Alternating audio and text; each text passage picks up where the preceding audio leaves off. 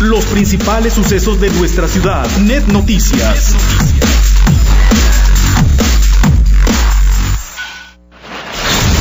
Análisis político con Rubén Aguilar.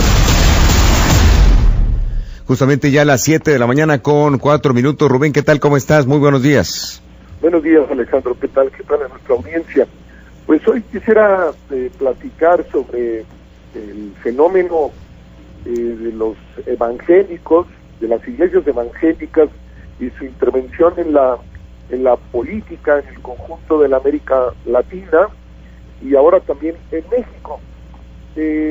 Hará unos 25 años que los líderes de las iglesias evangélicas en el conjunto de América Latina empezaron a darse cuenta de la importancia que tenía su feligresía en el crecimiento de la misma y decidieron participar en la política, aprovechando también las constituciones de esos países que permiten la presencia de partidos religiosos y la participación directa de los ministros de la Iglesia en las elecciones. Ha crecido de manera notable la participación de estas iglesias de dos maneras en general. Una, creando partidos estrictamente evangélicos en los cuales participan solo miembros de esas iglesias y también los pastores en activo.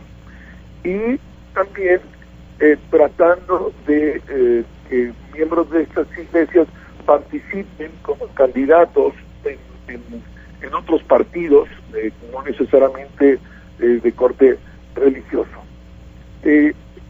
Así, hoy en la bancada, evangélica, miembros de diversos partidos evangélicos, en el caso de Brasil, son más de 90 los representantes de estas iglesias, sobre todo en la Cámara de Diputados, menos en la de senadores. Hay una enorme presencia en el caso de 3-4 partidos evangélicos en Colombia, con una altísima representación en el Congreso y la Cámara de Diputados, que en total dan como 120, lo hay en Guatemala, ahora en el caso de Costa Rica, tiene 36 diputados en Costa Rica y 11 de ellos son de la bancada evangélica, 7 de ellos pastores en activo. De hecho, el próximo presidente de Costa Rica puede ser un pastor evangélico que participó en la contienda electoral, traía 20 puntos abajo y llegó como primer lugar, no alcanzó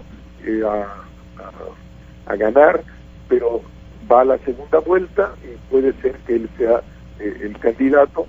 Y el discurso de este candidato, y lo tomo como ejemplo para el conjunto en América Latina, fue un discurso muy, muy conservador, que es la posición de estas iglesias evangélicas.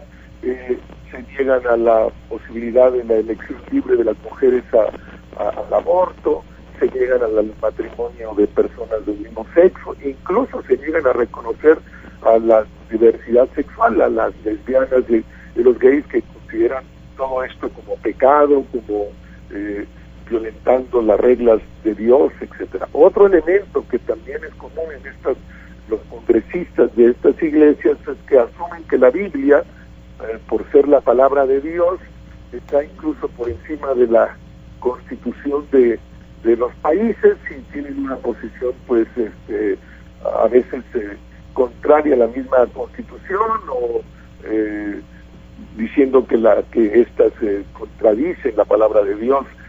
Este fenómeno había sido ajeno a la realidad mexicana por las leyes de México, por la tradición de carácter laical, a veces incluso jacobina, de la cultura política mexicana y nuestro propio texto constitucional.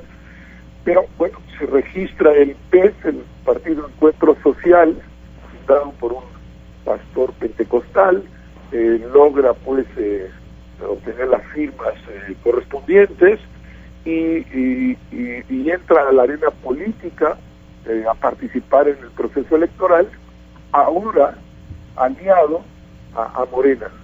Morena, que se dice de izquierda, pues ahora va aliado con el partido más conservador, no solo conservador, incluso reaccionario que existe en México, que es el partido Encuentro Social, de estas posiciones muy conservadoras, y que ahora se puede potenciar en esta alianza con Morena. Es un fenómeno en el conjunto de América Latina, es un fenómeno al cual México había permanecido ajeno. Hoy ya no es ajeno a esta realidad que está ocurriendo. Tiene que ver pues con la presencia creciente de las iglesias evangélicas en el continente, con relativa pérdida de feligresía de parte de la Iglesia Católica, que pasa a engrosar a estas iglesias, y que quisiera simplemente para nuestro auditorio hacer la diferencia, que no se trata de las iglesias históricas del protestantismo, las iglesias que dieron una lucha teológica y se separan de la Iglesia Católica en el siglo XVI, los luteranos, los anglicanos, los bautistas, sino estas nuevas iglesias que han surgido sobre todo en el seno de los Estados Unidos y algunos países de América Latina. En México la Iglesia de la Luz del Mundo, en Brasil 2 o 3 iglesias, la Iglesia del Dolor, y pues son posiciones muy conservadoras que implican incluso una vuelta de la historia hacia atrás, a la rueda de la historia hacia atrás, con estas ideas muy conservadoras, de corte integrista, que niegan pues ciertos avances y conquistas que las sociedades han dado en estos países, pero pues ahí están, es una realidad. Y para el caso de México habría que preguntarse simplemente si ahora, con la presencia del Partido Encuentro Social del PES, aliado de Morena, pues se mantendrán los diputados y senadores que pudieran ganar, se mantendrán en la lógica de Morena, o actuarán en una lógica propia como una bancada evangélica que seguirá sus propias posiciones. Es algo nuevo, insisto, en el conjunto de la América Latina, más nuevo en México, y pienso que debemos estar atentos. Hay que ser respetuosos. De mi parte, respeto a todas las expresiones religiosas. Cada quien es libre de creer en lo que cree, y la sociedad debe de dar espacio para que eso ocurra, pero lo que no se puede permitir es que posiciones que atenten contra la libertad y que atenten contra los derechos humanos, aunque se haga a nombre de Dios, puedan esas posiciones prosperar. Oye, Rubén, y en esos países que mencionas, en donde hay una presencia importante de evangélicos, ¿qué tanto influyen en la política? ¿Sí influyen mucho? Porque pues ya ves, pues en México hay un avance más o menos importante en cuanto a aceptar los matrimonios entre personas del mismo sexo, a la adopción también entre personas del mismo sexo, al aborto, todo esto. ¿Crees que habría un retroceso en caso de que llegaran y obtuvieran importantes posiciones? Mira, ¿cuál es la influencia, la importancia? Bueno, la estamos empezando a ver. Es posible que el 1 de abril, en la elección del 1 de abril, la segunda vuelta en Costa Rica, tengamos como presidente a un pastor evangélico que hizo su campaña básicamente a partir de estos 3 puntos que mencionaba adelante: no al aborto, no al reconocimiento a la diversidad sexual, y no al matrimonio entonces entre personas de un mismo sexo. En general es una fuerza muy importante ya en algunos de los países de América Latina. Son necesarias fuerzas políticas a considerar en las alianzas que tú quieres ganar. Eso implica a su vez ceder puntos de vista. Por ejemplo, entiendo que en el caso de Morena, que el propio Andrés Manuel López Obrador en general es muy conservador en estos temas, nunca se quiere pronunciar, siempre evade el pronunciarse.